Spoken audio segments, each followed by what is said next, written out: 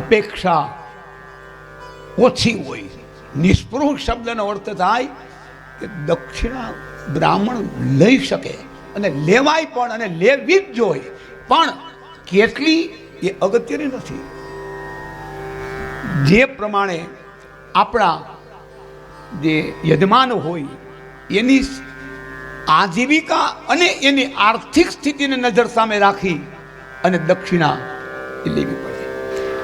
મારા જ ઘેરે અથવા મારા ભાઈની ઘેરે કે મારા પરિવારમાં કથા હોય તો દક્ષિણા મારે લેવી જ પડે, કારણ કે હું વેદના મંત્રો અને શાસ્ત્રના શબ્દો અને મંત્રો એ જ્યારે બ્રાહ્મણ બોલે એટલે એનો અધિકાર દક્ષિણાનો થાય જ.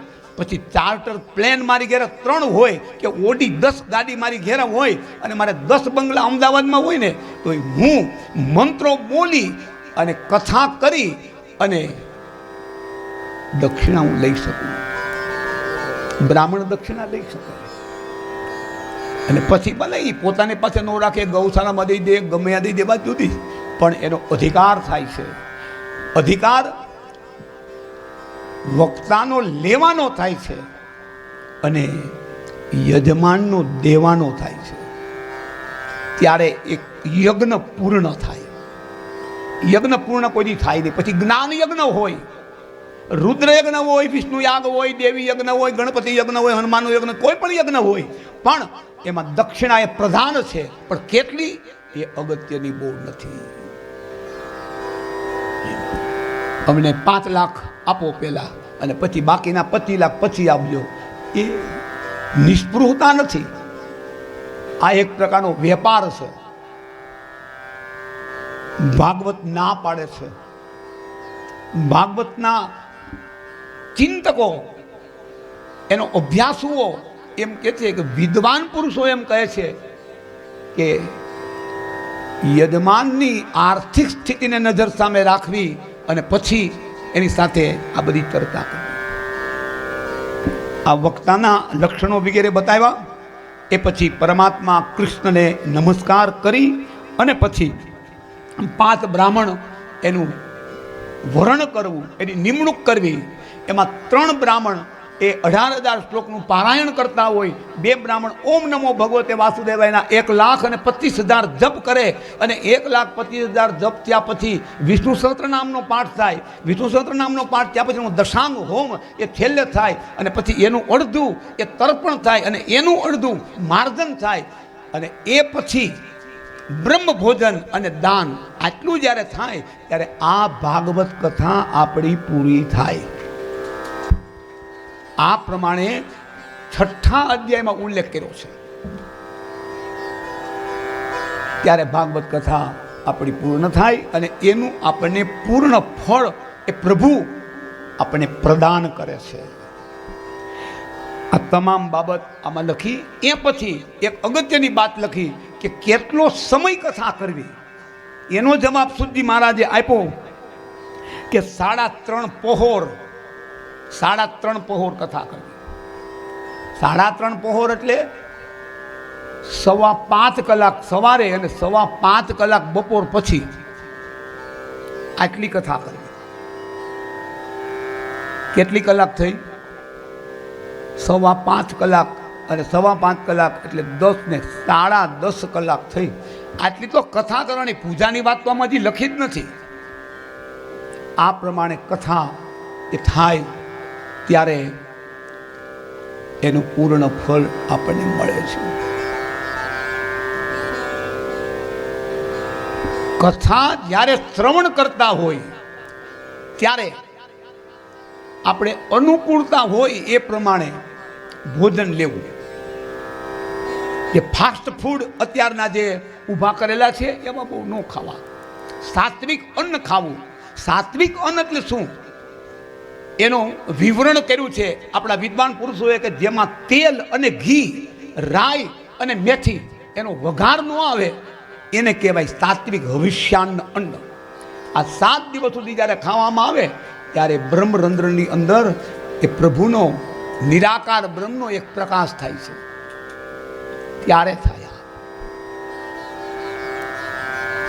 ત્યારે એ પરમાત્માનું નિરાકાર એ પ્રકાશમય જે સ્વરૂપ છે એના દર્શન માણસને થાય છે.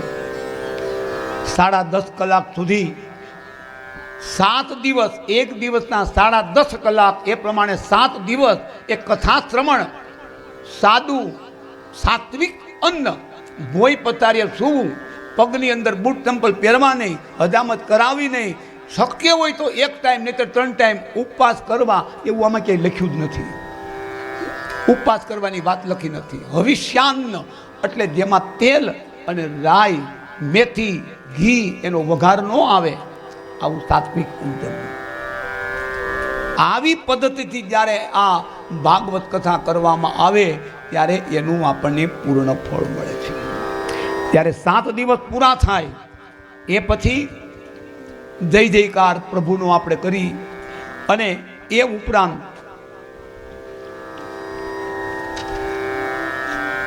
ભાગવતના મત અનુસાર શ્રોતાના નિયમો બતાવ્યા, વક્તાના નિયમો બતાવ્યા, સ્થળ બતાવ્યું, અને એ દરેક વસ્તુ બતાવ્યા બાદ છેલ્લો દિવસ હોય ત્યારે બ્રાહ્મણોને વસ્ત્રદાન, પાત્રદાન વગેરે એમ કે આપવું.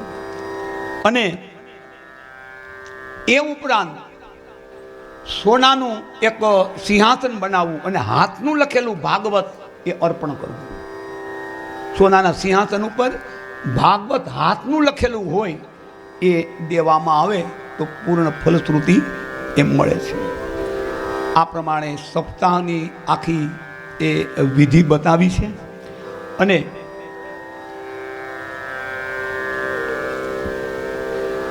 મહાત્માના એ જે 6 અધ્યાયો છે એ પૂર્ણ કર્યા છે. મહાત્માના 6 અધ્યાય પૂર્ણ કર્યા બાદ શ્રીમદ ભાગવતના પ્રથમ સ્કંધના પ્રથમ અધ્યાય અને આપણે પ્રથમ શ્લોક તરફ પ્રસ્થાન કરી.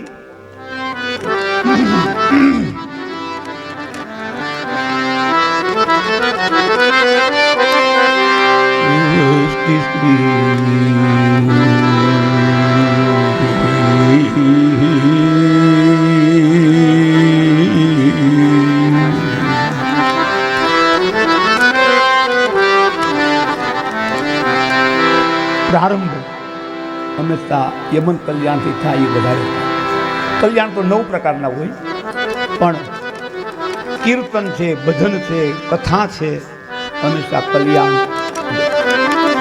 કલ્યાણનો અધિપતિ ભગવાન ગણપતિ છે.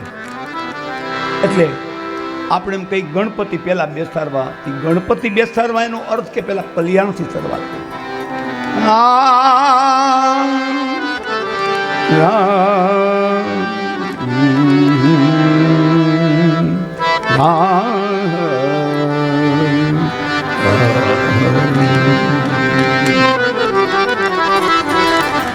સ્વસ્તિ શ્રી ગણેશાય નમઃ. સ્વસ્તિ શ્રી સરસ્વતયે નમઃ.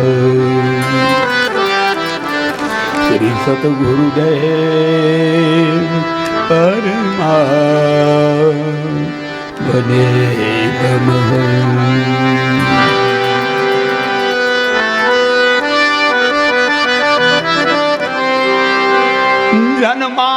જન્માદ્યસ્ય યતોન્મયાદિતરતઃ સ્વાર્થેષ્વભિઘ્નસ્વરા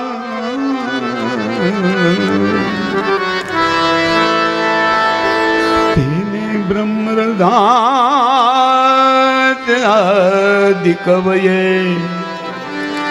ભૂયન્તિ યત સૂરયો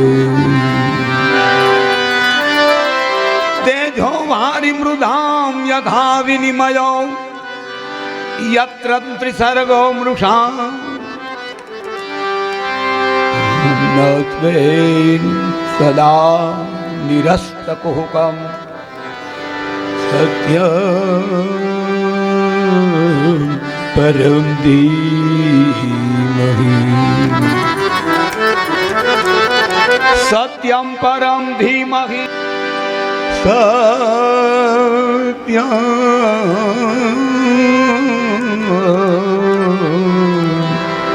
સત્યમ પરમ ધીમહિ. સત્યમ પરમ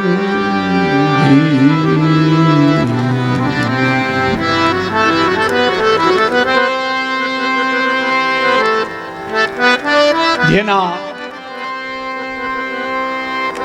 થકી આ જગત આખું સર્જન પાલન અને વિસર્જન થાય છે એવા નિરાકાર બ્રહ્મ એનું વર્ણન એ કર્યું છે. પાલન પોષણ અને સર્જન બ્રહ્મા એ કરે, પોષણ એ ભગવાન વિષ્ણુ કરે, વિસર્જન ભગવાન રુદ્ર ભગવાન શિવ કરે.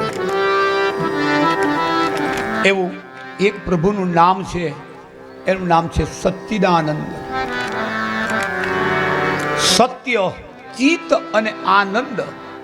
વિદ્વાન પુરુષોએ આ પહેલા શ્લોકના 18 થી પણ વધારે અર્થો કર્યા છે. આપણે કઈ વિદ્વાન નથી માટે બહુ ઊંડામાં જાઓ તો છીછરામાં રહી વધારે સારું. અને એને કારણે સાહિત્યમાં એમ કહેવામાં આવે છે કે કોઈ પણ ગ્રંથ, કોઈ કાવ્ય, કોઈ ગઝલ, કોઈ શેર, કોઈ શાયરી, કોઈ નવલકથા, કોઈ પણ ગ્રંથ, પછી ધાર્મિક હોય, વૈજ્ઞાનિક હોય, કોઈ પણ ગ્રંથનો પ્રારંભ કોઈની જથી ન કરવો. પણ અહીંયા પ્રારંભ જથી કર્યો છે. આટલું બધું જ્ઞાની હોવા છતાં આમ કેમ? આપણે થોડીક વાર વિચાર કરતા થઈ જાય.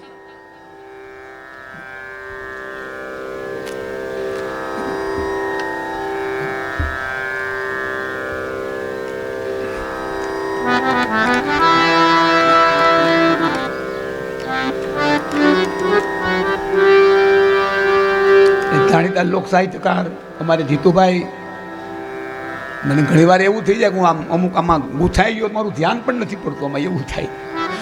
પૂજ્ય મોટાભાઈ અમારે ભાગવતાચાર્ય શ્રી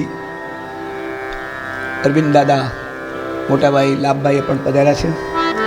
દર વખતે આપણા સેવા યજ્ઞની અંદર આશીર્વાદ દેવા માટે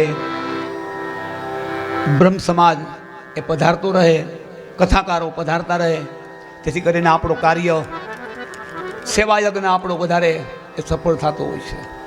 સૌને મારી ગાદી તરફથી મારા પ્રણામ, નમસ્કાર, મારા વંદન.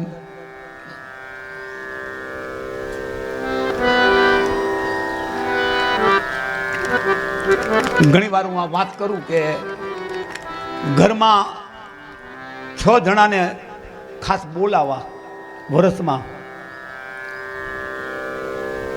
એમાં આપણા ગુરુ,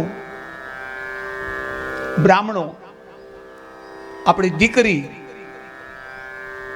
આપણા ફઈબા, આપણા માસીબા, એક વર્ષમાં એક વાર એને ખાસ બોલાવવા ઘરમાં. એમાં ગુરુ અને બ્રાહ્મણ, આપણા કુલ ગુરુ અને બ્રાહ્મણ, અને પછી આપણા ગુરુ. કુલ ગુરુ અને ગુરુ આ બે અલગ અલગ વસ્તુ. આપણું જે કર્મકાંડ બધું કરાવતા હોય એ આપણા કુલ ગુરુ કહેવાય. ઓલા ગુરુ જેને દીક્ષા આપી છે આપણને, એ ગુરુ, ઓલાથી કુલ ગુરુ છે, શિક્ષા આપે, ઓલા દીક્ષા આપે. આ 6 વ્યક્તિને ખાસ બોલા અને આવે ત્યારે ઘરની અંદર જે એક પ્રકારની પોઝિટિવ ઉર્જા આખી ઉત્પન્ન થાય છે. એમાં દીકરી, માસી અને ફઈબા, એમાં કઈ ઉર્જા ઉત્પન્ન ન થાય. એ તો આપણા સંતાનોને સારો બોધપાઠ આપવા માટે આવે. ઘણી વાર શું થાય કે આપણા સંતાનો હોય ને, એ પોતાના પિતાની, પોતાના કુળની આમ લાઈન ચૂકી જતા હોય, એને મૂળ જગ્યાએ લઈ આવવાવાળા 3 વ્યક્તિ ઠપકો દે કે તારો બાપ કોણ છે અને તું કામ ઊંધા રવડે તેડ્યો. એ ઠપકો બેન આપી શકે, એક બીજું માસી આપી શકે અને ત્રીજા ફઈબા આપી શકે. એટલા માટે એ 3ને બોલાવે. આપણા સંતાનો ઘણા વ્યસનમાં અને ફેશનમાં અને કુસંગમાં ફસાઈ ગયા હોય તો 3 જણા એમાં બતાવી શકે. અને જો પોતાના જીવનને સુગંધિત બનાવતા એમાંથી જ્યારે દુર્ગંધની બદબુ આવવા માંડે, એ ખબર જ્યારે કુલગુરુને પડે ત્યારે કુલગુરુ હોતે એને ટોકી શકે કે ભાઈ રહેવા દે, તમારા વડવા એ કોઈ આવા નહોતા. માટે કુલગુરુને પણ ઘરમાં વર્ષમાં એકવાર બોલાવવા અને આપણા દીક્ષા ગુરુ કે જે પામેલા હોય, જે પહોંચેલા હોય, જેને દીઠેલો હોય, જેનું આત્મતત્વ જાગૃત થઈ ગયું હોય અને જે સતત આત્મચિંતનની અંદર રમમાણ રહેતા હોય, આને કહેવાય ગુરુ. આવા ગુરુ, શિક્ષા ગુરુ તો અસંખ્ય હોય, પણ દીક્ષા ગુરુ જીવનમાં એક જ હોય અને એ છે સતગુરુ. જ્યારે ઘરમાં પધારે ત્યારે ઘરનું આખું વાતાવરણ ઉર્જાવાળું થઈ જાય. તો બ્રાહ્મણો, કથાકારો જ્યારે આ કાર્યમાં પધારે ત્યારે આપણે આપણા સૌભાગ્ય મનાય એ આપણને આશીર્વાદ દેવા માટે, કાર્યને સફળ બનાવવા માટે ઘણીવાર વિટંબણાઓ અને અમુક ઘણા વિક્ષેપો આવા બધા આવતા હોય. આમાં બ્રાહ્મણ દેવતાઓ, કથાકારો પધારે ત્યારે આવી વિટંબણાઓ બધી દૂર થઈ જતી હોય. ભાગવતના પ્રથમ સ્કંદના પ્રથમ અધ્યાયના પ્રથમ શ્લોકના અને પ્રથમ અક્ષરમાં શરૂઆત જ્યોથી કરી. જો એ દગ્ધ વ્યંજન છે, આ વ્યાકરણની ભાષા છે. જો સાહિત્યમાં રસ હોય તો માત્ર મારે આનો બહુ પર્સ નથી કરવો, આમાં પર્સ કર્યા પછી એમાં બહુ નીકળાતું નથી બારી, એટલા માટે આમાં પર્સ હું નથી કરતો. પણ જો એ દગ્ધ વ્યંજન છે અને દગ્ધ વ્યંજનથી કોઈ પણ કાર્યનો પ્રારંભ થાય તો એ જે રચના કરેલી હોય ને એ રચનાને બહુ પ્રસિદ્ધિ મળતી નથી. આવા આપણા ભક્ત કવિઓ અને વિદ્વાન ભક્તો, કવિઓ, સાહિત્યકારો, અલંકાર જેને અસંખ્ય મળેલા છે, આવા સાહિત્ય પ્રેમીઓ, શબ્દના જે ઉપાસકો છે, સરસ્વતીના ઉપાસકો જે છે, સાહિત્યના જે ઉપાસકો છે, જે વેદ અને સનાતનના ઉપાસકો છે, એના અનુભવમાંથી આવું નીકળે છે કે જ્યોતિનો પ્રારંભ કરવો. છતાં વ્યાસ ભગવાને પ્રારંભ જ્યોતિ કર્યો છે અને છતાંય આ આખો ગ્રંથ એ કોઈ દી જૂનો હજી થયો જ નથી. વર્ષો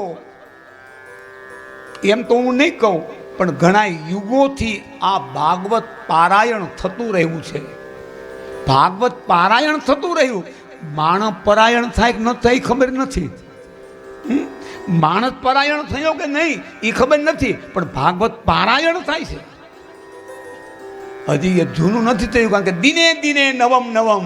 મારો કૃષ્ણ કોઈ દી જૂનો થાય નહીં, એમ મારું ભાગવત કોઈ દી જૂનું થાય નહીં. કાયમ ને કાયમ નવું નવું. આની પૂર્ણાવૃત્તિ કોઈ દી થતી જ નથી. કેદી પૂર્ણાવૃત્તિ છે? પૂર્ણાવૃત્તિ નહીં, આનો વિરામ થાય. જથી શરૂઆત કરી છે. સાહેબ, આની વિશે મારે આટલી વાત કરવી છે કે એક એક વ્યંજન હોય ને, એક એક વ્યંજનના ગુણધર્મો હોય. આપણા સાહિત્યમાં એનો ઉલ્લેખ કર્યો છે. ક, ખ, ગ, ઘ, ચ, છ, જ, જ, તો આ બધા જે વ્યંજનો છે ને એના ગુણધર્મો હોય. ગુણધર્મ શબ્દનો અર્થ એટલો જ હું કરું. ધારો કે સાકર હોય, સાકરનો ગુણધર્મ તો કે મીઠાશ, મીઠું એનો ગુણધર્મ તો કે ખારાશ, લીમડો કડવો એની ગુણધર્મ તો કે કડવાશ. આ ગુણધર્મ. એ પ્રમાણે અક્ષરોના, વ્યંજનોના પણ ગુણધર્મ હોય. અ, આ, ઈ, ઉ, એ, આ બધા સ્વરો છે, ઓલા વ્યંજન છે. સ્વરની અંદર વ્યંજન જ્યારે ભળે ત્યારે અક્ષર થાય. વ્યંજન વત્તા સ્વર બરાબર અક્ષર. અહીંયા અક્ષર છે જ, આ દગ્ધ છે. અને છતાંય વ્યાસ ભગવાને પ્રારંભ કર્યો છે. વિદ્વાનોએ એના ખુલાસો કર્યો છે કે હૃદય જ્યારે બળેલું હોય, હૃદય જ્યારે સંતપ્ત હોય, સંતપ્ત હૃદયમાંથી નીકળેલો એ શબ્દ એ હંમેશા જ હોય. 10મા સ્કંદની અંદર જે ગોપી ગીત આવે છે, ભગવાનના વિરહની અંદર ગોપીજનો જ્યારે એ ગીત બોલે છે ને, એમાં પણ શરૂઆત એને જથી જ કરી છે. જયતિ તે ધિકમ અને જન્મના વ્રજ. કારણ ગોપીઓનું હૃદય એ દગ્ધ છે. શા માટે? કૃષ્ણ વિરહની અંદર એ દગ્ધ છે.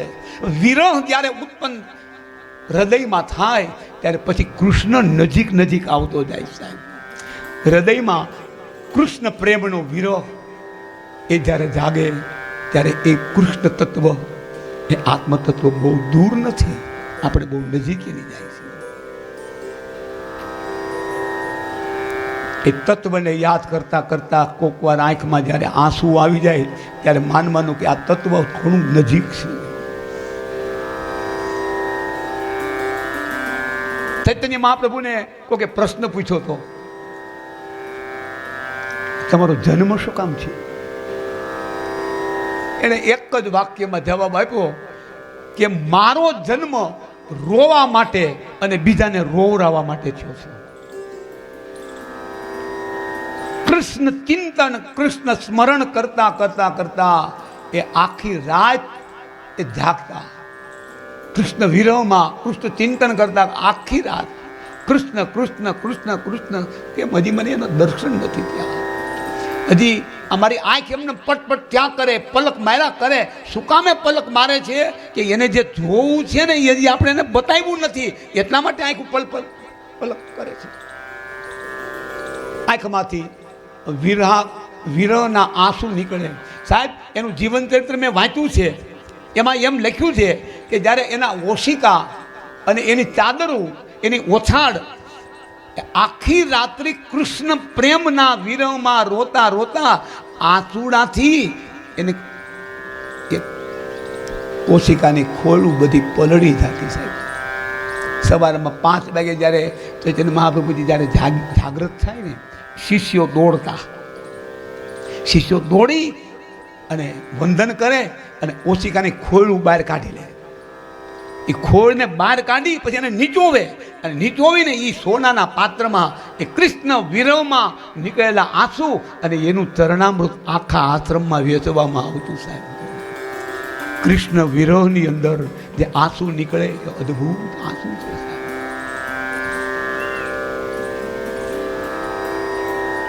આપણા જીવનની અંદર ઘણી વસ્તુ ખૂટે ને ત્યારે આપણે આંસુ નીકળે, પણ આવા સંતો, આજે પહોંચેલા મહાત્માઓ,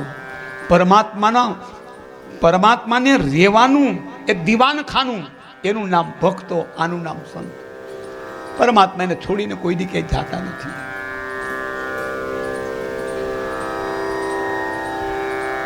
યમુના મહારાણીને કોકે એમ પૂછ્યું હતું કે તમારા આ જળ કેમ કાળા છે, આનું શું કારણ? યમુના મહારાણીએ કીધું કે કૃષ્ણ જ્યારે 11 વર્ષ સુધી અહીં વ્રજમાં રહ્યા અને વ્રજમાં રહ્યા પછી એ જ્યારે ગયા પછી એના વિરહમાં રાધા અને ગોપીઓ એ સતત રડતા રહ્યા. વૃંદાવનમાં યમુના કિનારે બેસીને રડતા રહ્યા. એને કારણે યમુના મહારાણીના જળ એ શ્યામ છે. ગોપીઓને આંખમાં આંજેલા આંસુ, આ કાજલ, ગોપીઓના આંખમાં આંજેલા જે કાજળ છે એ આંસુ દ્વારા બહાર નીકળે છે. સાહિત્યકારોએ વર્ણન કર્યું કે દગ્ધ હૃદયમાંથી નીકળેલો આ શબ્દ, કે ભગવાન વ્યાસ એનું હૃદય પણ દગ્ધ છે. 6થા અધ્યાયમાં એની વાત આવે. શા માટે? ભગવાન વ્યાસે એટલી રચના કરી, 4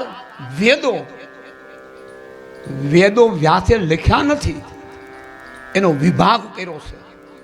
વેદો અપૌરુષેય છે. એ વેદો ઉત્પન્ન થયા છે પ્રભુની ઈચ્છાથી, પછી બ્રહ્માજી પાસે ગયા છે અને બ્રહ્માજીએ એ સનત કુમાર, નારદ અને વ્યાસ ભગવાનને આપ્યા અને વ્યાસ ભગવાન એનો વિસ્તાર કર્યો છે. જુદા જુદા એમાં વિષયો છે, એ વિષયોને અલગ અલગ કર્યા છે. આ કામ વ્યાસ ભગવાને કર્યું છે. અને પછી પુરાણોની રચના કરી, બ્રાહ્મણ ગ્રંથોની રચના કરી, પણ તોય મનમાં ક્યાંય શાંતિ નથી. હૃદયમાં સંતપ્તતા છે, વિરહાગ્નિ છે. અને આ છેલ્લું પુરાણ એને લખ્યું એ છે આ ભાગવત પુરાણ. વેદો એનો વિસ્તાર કર્યો, બ્રાહ્મણ ગ્રંથોની રચના કરી, આરણ્યક ગ્રંથોની રચના કરી, અને પછી પુરાણોની રચના કરીને છેલ્લે જ્યારે આ ભાગવતની રચના કરી તો હૃદય તો સંતપ્ત જ છે. શું કામ? મનમાં ક્યાંય શાંતિ નથી, મનમાં ક્યાંય શાંતિ નથી. એ જે તપ્ત હૃદય અને તપ્ત અને સંતપ્ત હૃદયમાંથી જે શબ્દ બહાર નીકળ્યો એ છે આ જન્માદ્યસ્ય, એ સંતપ્ત હૃદયમાંથી નીકળેલો એક અક્ષર છે. માટે એને જથી શરૂઆત કરી છે. પરમાત્માનું એક સ્વરૂપ છે કે નિરાકાર બ્રહ્મ છે. નિરાકાર બ્રહ્મના અસંખ્ય નામ છે, એમાં એક નામ સત્ય છે. અહીંયા કોઈ દેવનું નામ લખ્યું જ નથી. રામમ પરમ ધીમહિ, કૃષ્ણમ પરમ ધીમહિ, શિવમ પરમ ધીમહિ, ગણપતિ પરમ ધીમહિ, જગદંબા પરમ ધીમહિ નહીં.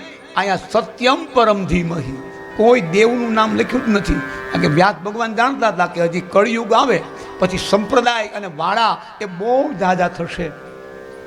આમાં શિવનું નામ લખ્યું તો શૈવવાળા આવી અને દાવો કરે કે આ અમારો ગ્રંથ છે. દેવીના ઉપાસકો, શક્તિ ઉપાસકો કે માતાજીનું નામ લખ્યું હોય તો એ દાવો કરે.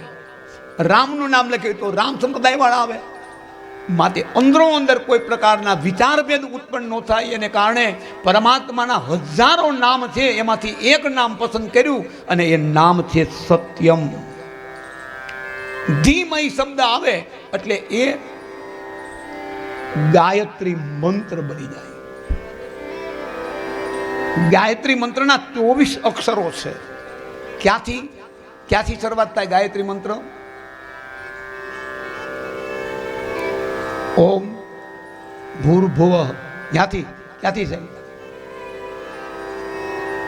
નહીં. ગાયત્રી મંત્રની શરૂઆત તોથી થાય. ઓમ અને તત્સવિતુર્વરેણ્યમ ભર્ગો દેવસ્ય ધીમહિ ધિયો યો ન અને પ્રચોદયાત, તોથી શરૂઆત થાય ને તોય પાછો પૂરો થાય. આ 24 અક્ષર છે. અને વિશ્વામિત્ર મહારાજ એના બનાવેલા છે. આ તમામ મંત્રો એનો ઋષિ, એનો દેવ, એનો બીજ મંત્ર, એની શક્તિ, એનું તત્વ, એને પહેલા જાગૃત કરવું પડે. એ જાગૃત કરી અને પછી જે કર્મ કરવામાં આવે ત્યારે એ મંત્ર આપણને ફળે છે. મહામૃત્યુંજય મંત્ર, એનો ઋષિ, એનું તત્વ, એની દેવી, એની શક્તિ, એનું તત્વ, એને પહેલા જાગૃત કરવું પડે. કોઈ પણ રચના હોય ને પેલા એના લેખકનું નામ આપણે દેવું પડે. એમ આમ ગાયત્રી મંત્ર છે એની રચના વિશ્વામિત્ર બાપજીએ કરી છે. તો એને આપણે આપણી ભાષામાં, સાહિત્યની ભાષામાં વિનિયોગ શબ્દ કહેવામાં આવે છે. વિનિયોગ કર્યા પછી એની મુદ્રા કરવી પડે. મુદ્રા પછી એના ન્યાસ કરવા પડે. ન્યાસ કર્યા પછી આપણે માં જગદંબાની પૂજા કરી અને પછી જો મંત્રનો પ્રારંભ થાય તો આ મંત્ર વધારે ફળે છે. આ એની પદ્ધતિ છે આખી. આપણે પછી આપણને જે પ્રમાણે આવડે એ પ્રમાણે શરૂઆત કરી દઈએ. ઘણા કહે છે પોતે કે અમે તો 18 વર્ષના હતા ને કે હું કોલેજ કે અમે કરતા હતા તેદુરના કે ગાયત્રી અનુષ્ઠાન કરી છે. હવે મને કે 69 વર્ષ થયા, તેદુરનું નોરતા આવે એટલે અમે અનુષ્ઠાન કરી, નોરતા આવે એટલે અનુષ્ઠાન કરી. પણ એમ ન, પણ મેં કીધું તમારી પદ્ધતિ જ ખોટી છે. નવરાત્ર શક્તિ ઉપાસનાના દિવસોમાં માત્ર ને માત્ર 9 દિવસમાં તો આમી હામે હોતે આવી જાય સાહેબ. પણ એની પદ્ધતિ આપણા ઋષિએ જે બતાવી છે એ પદ્ધતિ અનુસાર આપણે હાલીએ તો. આપણે તો મોબાઈલમાં ગેમ રમતા રમતા આપણે અનુષ્ઠાન કરતા હોય. મોઢામાં 145 નંબર, 141 ને 38, 138 નંબરનો માવો ચાલુ હોય અને બાજુમાં આપણે મોબાઈલ પડ્યો હોય. અને હું તો કે પૂજામાં છે, હમણાં નહીં બોલે, પણ ક્યાંથી બોલે? મોઢામાં માવો છે. આ અનુષ્ઠાન નથી, આ બધાય મસ્કરી કરી કહેવાય. આ બધી મસ્કરીઓ છે. જો ઋષિના બતાવ્યા પ્રમાણે આપણે એક અનુષ્ઠાન દુર્ગા સપ્તશતી કે ગાયત્રી અનુષ્ઠાન કે કોઈ પણ અનુષ્ઠાને થાય, પણ ઋષિના બતાવ્યા પ્રમાણે જો કર્મ થાય, આપણા સદગુરુદેવ જેણે એનો અનુભવ કર્યો છે એ સદગુરુ. ચોપડીમાં જોઈને વાત કરે એ ગુરુ નહીં, પણ જેને એને અનુભવ કર્યો છે, એણે અસંખ્ય અનુષ્ઠાનો કર્યા છે અને એને જે કાંઈ અનુભૂતિ થઈ છે અને એ અનુભૂતિની વાત પોતાના જિજ્ઞાસુને વાત કરે તો એ વસ્તુ ફળે છે. બાકી 18 વર્ષના હતા અને 69 વર્ષ ત્યાં રહેવાના છે, આપણને ખબર જ છે કે પદ્ધતિ જ તમારી ખોટી છે. સપ્તશતી તરત જ આપણને ફળ આપે, ગાયત્રી તરત જ આપણને ફળ આપે, હનુમાનજી તરત જ આપણને ફળ આપે, પણ આપણી પદ્ધતિઓ બધી ખોટી છે. પણ આ જાગૃતિની કથાકારોને અમને આ કામ સોંપ્યું છે કે જાગૃત સમાજને કરવા માટે ખોટી પદ્ધતિઓ એ થોડીક દૂર થઈ જાય, સાચી પદ્ધતિથી આપણું કાર્ય થાય અને આપણો દેશ એ વિશ્વગુરુ બને, આપણો દેશ અધ્યાત્મનો શિરતાજ બને. આ પ્રયત્ન અમારા બ્રાહ્મણો, અમારા કથાકારો એ તમામનું આ એક અમારું કર્તવ્ય. ધીમહિ શબ્દ જ્યારે આવે એ ગાયત્રી મંત્ર બને. અહીંયા ધીમહિ શબ્દ આવ્યો છે. વિદ્વાનોએ એક ગાયત્રી મંત્ર એના એક અક્ષર એનો ઉલ્લેખ ભાગવતમાં કરી અને આખું વિવરણ કર્યું છે. એ પ્રમાણે વાલ્મીકી રામાયણની અંદર પણ ગાયત્રીનો એક અક્ષર લઈ અને આખા કાંડની રચના કરવામાં આવી છે. આપણું ભારતનું અધ્યાત્મ એ અદ્ભુત છે, અદ્ભુત. પણ પસ્તીવાળા ત્યાં જાઓ ને તમે પૂછો કે વધારેમાં વધારે પસ્તી કઈ આવે, તો એમ જ કે ગીતાજી વધારે આવે છે. લાગટ લગભગ પસ્તીમાં જ આપણે ગીતાજી જવા દેતા હોય.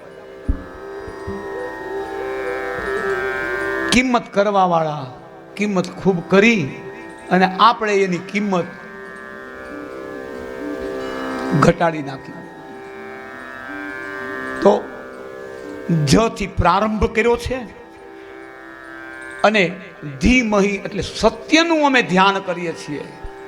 જે નિરાકાર બ્રહ્મ છે, નિરાકાર બ્રહ્મના અસંખ્ય એ સ્વરૂપો છે. નિરાકાર બ્રહ્મનું એક સ્વરૂપ એ શિવ છે, નિરાકાર બ્રહ્મનું એક સ્વરૂપ એ રામ છે, નિરાકાર બ્રહ્મનું એક સ્વરૂપ એ હનુમાનજી છે, ગણપતિ છે, જગદંબા છે. આ બધા નિરાકાર બ્રહ્મ છે. બ્રહ્મ એટલે શું? બ્રહ્મ શબ્દના ઘણા અર્થ આપણા વિદ્વાનોએ કર્યા છે કે અહીંયા બેઠા બેઠા 5000 કિલોમીટરમાં જે કાંઈ બનાવ બને એ અહીંયા બેઠા બેઠા જોઈ શકે, એનું નામ બ્રહ્મ. તુલસીદાસે એનું વર્ણન કર્યું છે.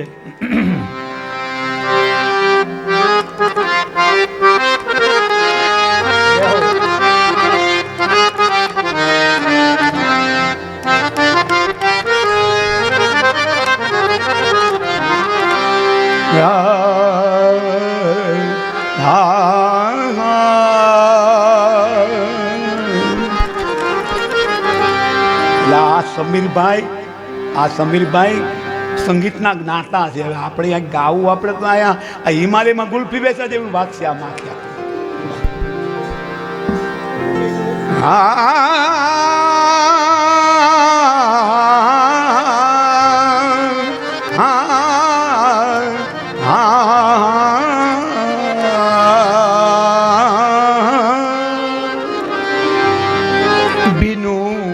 પદ ચાલહી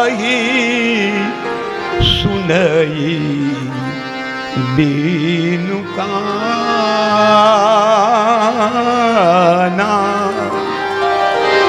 બીનું પદ ચલઈ સુનઈ બીનુ કાના. એને પગ નથી છતાંય હાલે, કાન નથી છતાં સાંભળે, જીભ નથી છતાં બોલે, આંખ નથી છતાં જોવે, મન નથી છતાં અનુભવે. આ બ્રહ્મ. कीड़ी के पाँव में नेपुर बादत वही भी साहिब सुनता है. साहेब, કીડીના પગની અંદર બાંધેલું ઝાંઝર હોય ને એનો અવાજ ત્યાં બેઠો બેઠો સાંભળે, આ એનું નામ બ્રહ્મ. વોહી બ્રહ્મ. બ્રહ્મ સ્વરૂપ એ તો પછી આપણે પર્યાને થઈ જાય અને બનાવી દેતા હોય. બ્રહ્મ સ્વરૂપ, બ્રહ્મ શબ્દનો 4 કલાક જાય. બ્રહ્મ સ્વરૂપ પોતાને કોઈ છે નહીં. બ્રહ્મ સ્વરૂપ તો અહીંયા બેઠા ને 5,000 વર્ષની ઉંમરના આ બધા બ્રહ્મ સ્વરૂપ છે. બ્રહ્મ શબ્દ બહુ અઘરો છે સાહેબ. આપણા વેદોમાં અને પુરાણોમાં એના ઉલ્લેખ કરતા કરતા આપણા સાહિત્યકારોએ કલમુને હેઠી મૂકી દીધી છે, તોય એ બ્રહ્મની વ્યાખ્યા પૂરેપૂરી નથી થઈ. એ આપણે ક્યાંથી બ્રહ્મ સ્વરૂપ થઈ જતા? બીનું પદ ચલઈ સુનઈ બીનું કાના. કાન નથી છતાં સાંભળે છે, જીભ નથી છતાં સ્વાદ લે છે અને બોલે છે. નનરહિત સકલ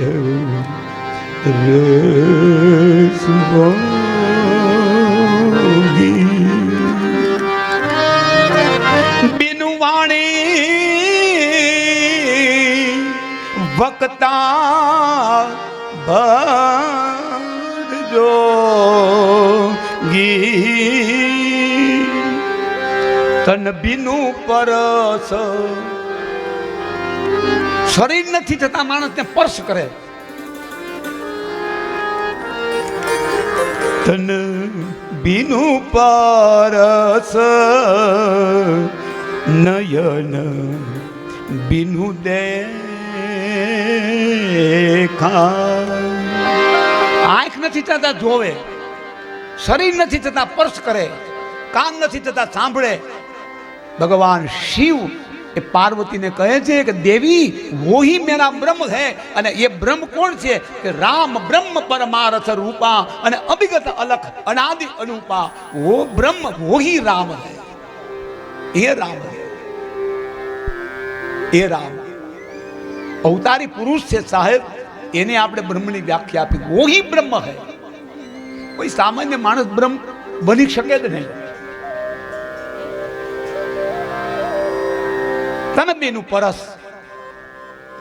બાપા અહીંયા વીરપુરમાં બેઠા હતા અને હજારો કિલોમીટર દૂર દરિયામાં તોફાન ઉપડ્યું અને અહીંયા શેઠે બેઠા બેઠા એમ કીધું કે બાપા અમારું વાણ બુડી જાય.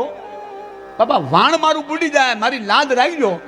અને બાપાએ અહીંયા બેઠા બેઠા લાદ રાખી કે જો આ મારું વહાણ અહીંયાથી જો ઉગરી જાય, બતી જાય તો છે ને 40 ગુણ ચોખા હું તમારી જગ્યામાં દઈ આવે. ત્યાં બેઠા બેઠા એને મનમાં ને મનમાં જ્યાં સંકલ્પ કર્યો ત્યાં ધીમે ધીમે ધીમે ધીમે ધીમે એ તોફાન સમવા લાગ્યું, ધીમે ધીમે ઘટવા લાગ્યું. વાણ ઉગરી ગયું, શેઠ બતી ગયા, પણ કામ પૂરું થઈ ગયું એટલે સ્વાર્થ પૂરો. સ્વાર્થ પૂરો એટલે પોતાની ઘેરે આવ્યા.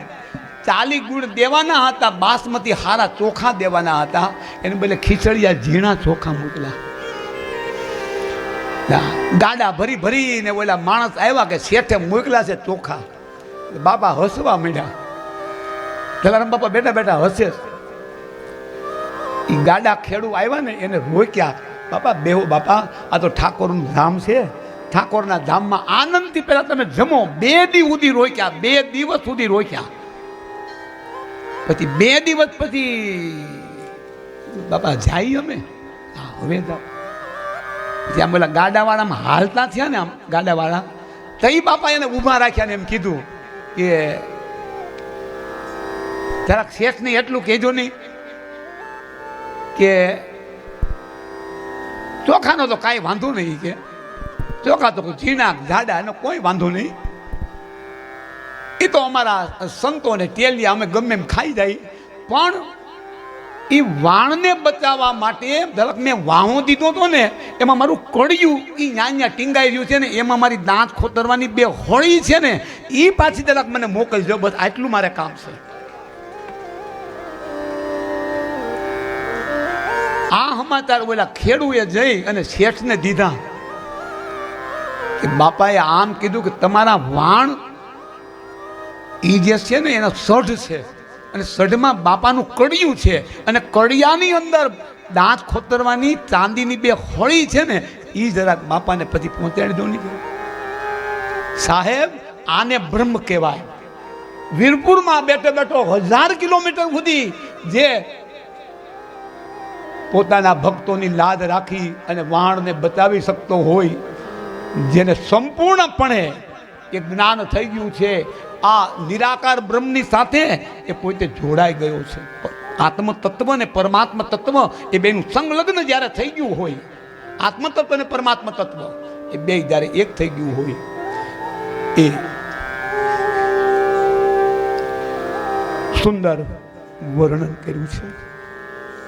તો શ્રી સત્યમ વ્રતમ સત્યમ પરમ ત્રિસત્યમ સત્યસ્ય ધોનિનિતમ ચ સત્ય હે સત્યસ્ય સત્યમૃતમ સત્યનેત્રમ સત્યાત્મકમ ત્વા શરણ પ્રપન્ના. 10મ સ્કંદની અંદર આ શ્લોક આપ્યો છે. સત્ય સત્ય સત્ય સત્ય 9 વાર સત્ય પરમાત્માનું પ્રાગટ્ય થાય એની પહેલા દેવતાઓએ પ્રભુની નિરાકાર બ્રહ્મ એની સ્તુતિ કરી છે. એમાં આ શ્લોક આપ્યો છે. તો પ્રભુનું એક નામ છે સત્ય છે. બ્રહ્મ એ સત્ય છે, સત્ય એ બ્રહ્મ છે. કોઈ પણ દેવ દેવીનું નામ લખ્યું નથી અને એણે પરમાત્માના હજારો નામમાંથી એક નામ પસંદ કરી એ લખ્યું છે સત્ય. બીજા શ્લોકની અંદર ધર્મ પ્રો દિક્તકેત ગોત્ર પરમો નિર્મત્સરાણામ સતામ વૈદ્યમ વાસ્તવ પત્ર વસ્તુ શિવદમ આ પત્રયો.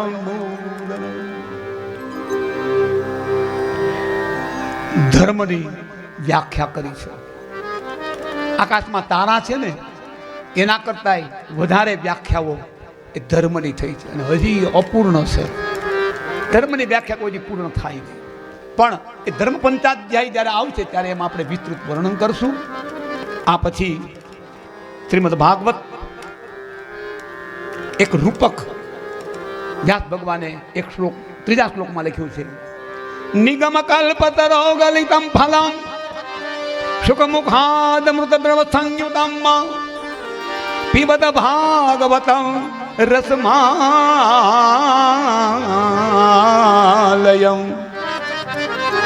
મુહુર્હો રસિકા.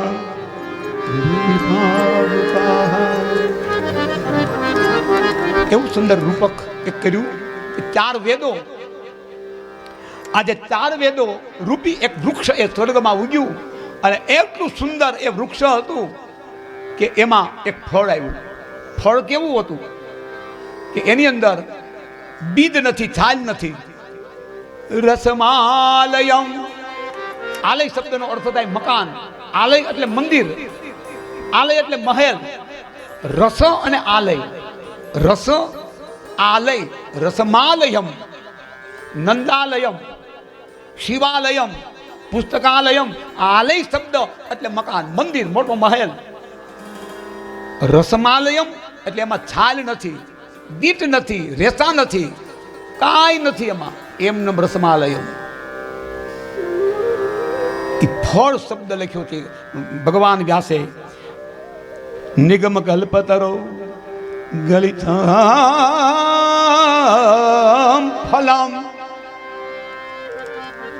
આખું રસમય એ ફળ છે. અને પછી પાછું હું લખ્યું પીબત. હવે એને પીવું કેમ? ફળને કેમ પીવાય? કેળાને કેમ પીવું? સફરજનને કેમ પીવું? સીતાફળને પીવું કેમ?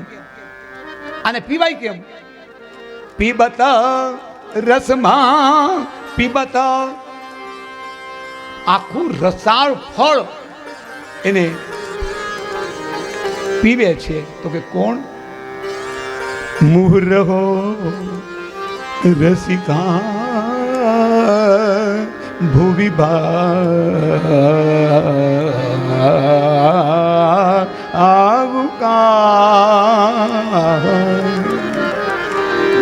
જે રસિક છે, જે ભાવિક છે, જે શ્રદ્ધાળુ છે, જે વૈષ્ણવો છે, જે ભક્તો છે, એ જિજ્ઞાસુઓ જે છે એ આ ફળને પીવે છે. હવે એનું સરળતાથી વાત કરું તો સ્વર્ગમાં એક વેદરૂપી વૃક્ષ, એ વેદરૂપી વૃક્ષમાં એક સુંદર ફળ આવ્યું. એ ફળ આખું રસમાલય, આખું રસથી પ્રચુર હતું.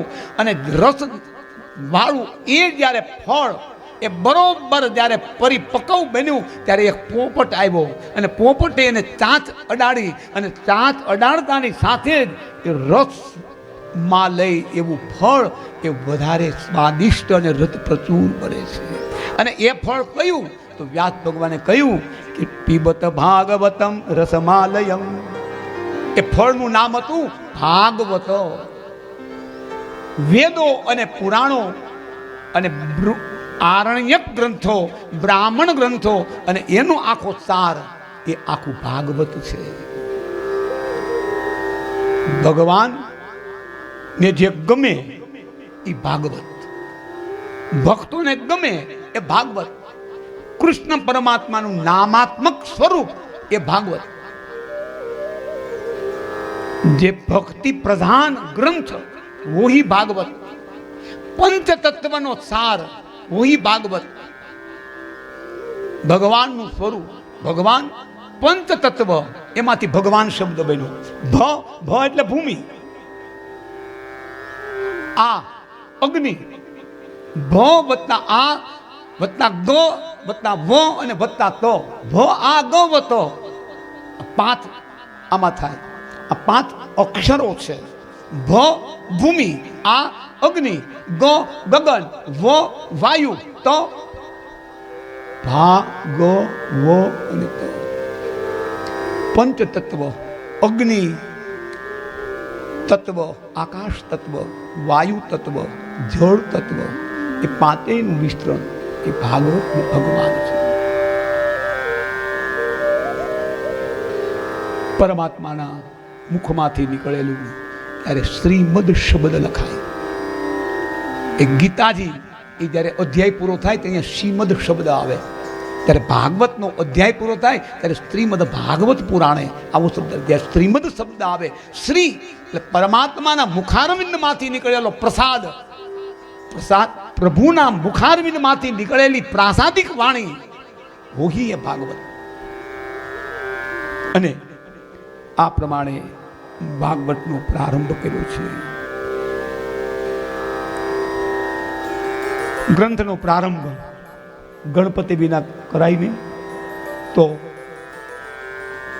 ભગવાન ગણપતિને એક મિનિટ યાદ કરી અને ભાગવતમાં પ્રવેશ કર્યો.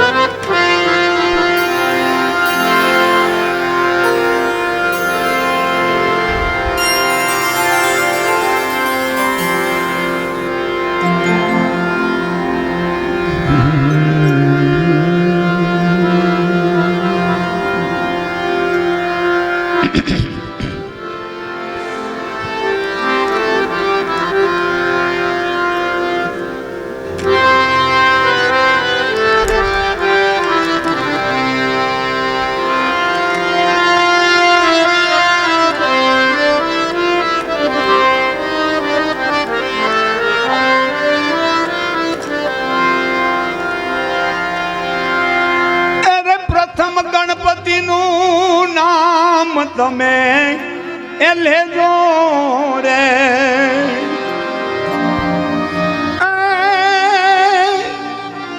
એ પ્રથમ ગણપતિનું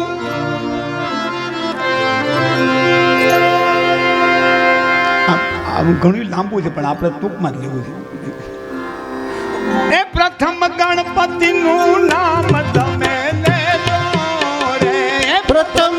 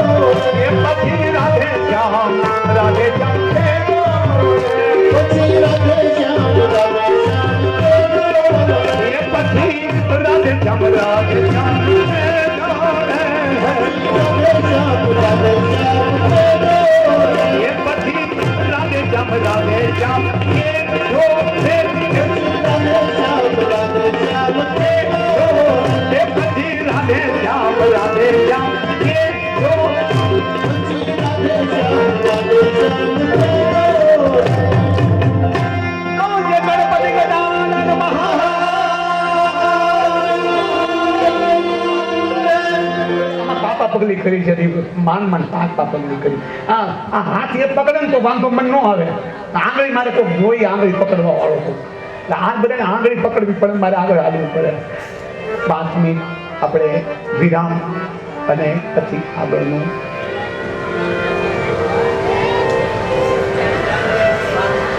આપ સૌ અમારા પરીક્ષિત સ્વરૂપ શ્રોતા ભગવાન આપ પોતપોતાના સ્થાને જ બેસજો.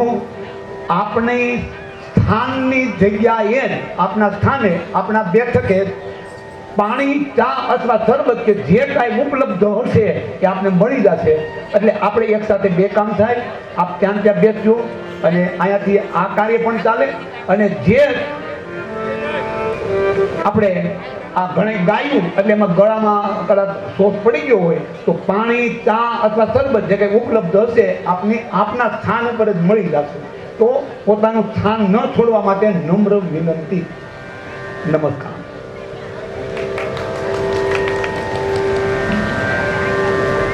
જીતુભાઈ દ્વારકાવાળાનું સાલ ઉડાડી સન્માન જોરદાર તાળીઓ થઈ દ્વારિકાધીશની. દ્વારકાવાળા જીતુભાઈ અમારા સૌરાષ્ટ્રનું એક ઘરેણું તો સાહિત્ય, તાલ અને બ્રહ્મત્વ આ બધાનું મિશ્રણ એટલે જીતુભાઈ દ્વારકાવાળા. 15 વર્ષથી ઓળખું પણ સુંદરકાંડનો પાઠ નિસ્વાર્થ વૃત્તિથી આ જુનાગઢની જનતાને લગભગ નહીં તો 45 વર્ષથી આપે છે સાહેબ.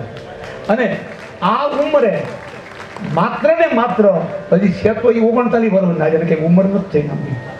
હજી પરમાત્માને પ્રાર્થના કરી કે હજી બીજા 100 વર્ષ સુધી આ સમાજની, આ જુનાગઢની જનતાની સેવા કરે અને સુંદરકાંડને હનુમાન ચાલીસા જે જગ્યાએ રાવલ સાહેબ જ્યાં અમારી કથા હોય ને ત્યાં મને આશીર્વાદ દેવા આવે.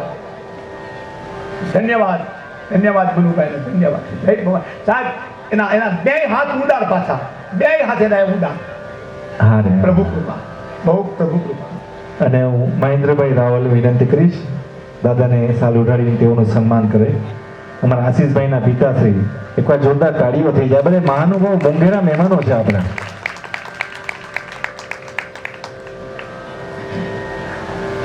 અને દાદા અમારા જે પરમ મિત્ર બે એવા છે ભવાની જ્વેલર્સ વાળા, એ બહુ સારા સિંગર પણ છે. કરાઓકે આવો ભાઈ, આવો. હાજી હાજી, હા. અને સન્માન કરવા માટે હું જીતુભાઈ દ્વારકાવાળાને વિનંતી કરીશ કે આ બંને ભાઈઓનું સાલ ઉડાડીને સન્માન કરે.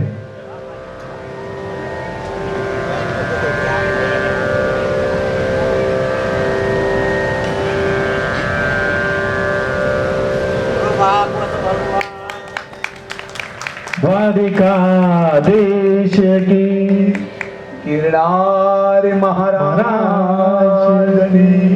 ભાગવત ભગવાન.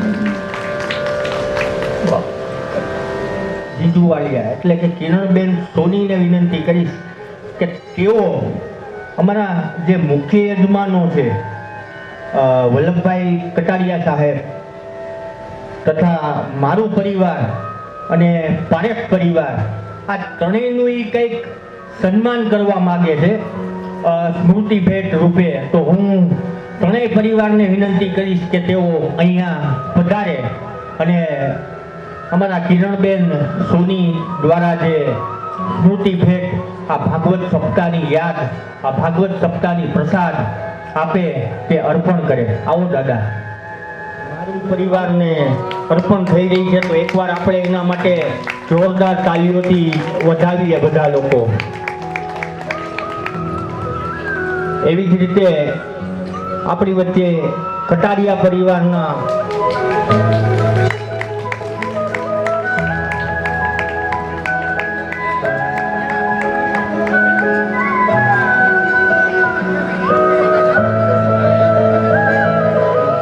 એક સરસ સ્મૃતિ ચિહ્ન અર્પણ કરી બધા લોકો તાલીઓ વગાડો તો તમારા લોકોનો પણ ખૂબ ખૂબ આભાર.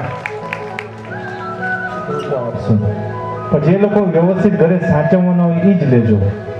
સ્ટેજ ઉપર અત્યારે સન્માન થઈ રહ્યું છે અમારા રવિ દાદાનું. એકવાર જોરદાર તાળીઓ થઈ જાય. ત્રણ મહાનુભાવો શ્રી જીતુભાઈ દ્વારકાવાળા, શ્રી લાભુભાઈ ત્રિવેદી તેમજ આદિદ્રાથી પધારેલા શ્રી અરવિંદભાઈ ત્રિવેદી દ્વારા અમારા રવિ દાદાનું સન્માન થઈ રહ્યું છે. આપ લોકો સુધી શરબત આવ્યું, પહોંચી ગયું, હમણાં આવશે. બહેનો જરાક ઝડપ રાખજો બધાને શરબત પીવડાવવામાં. 2-4 બહેનો આવી જાઓ ફટાફટ બધાને શરબત આપવા માટે.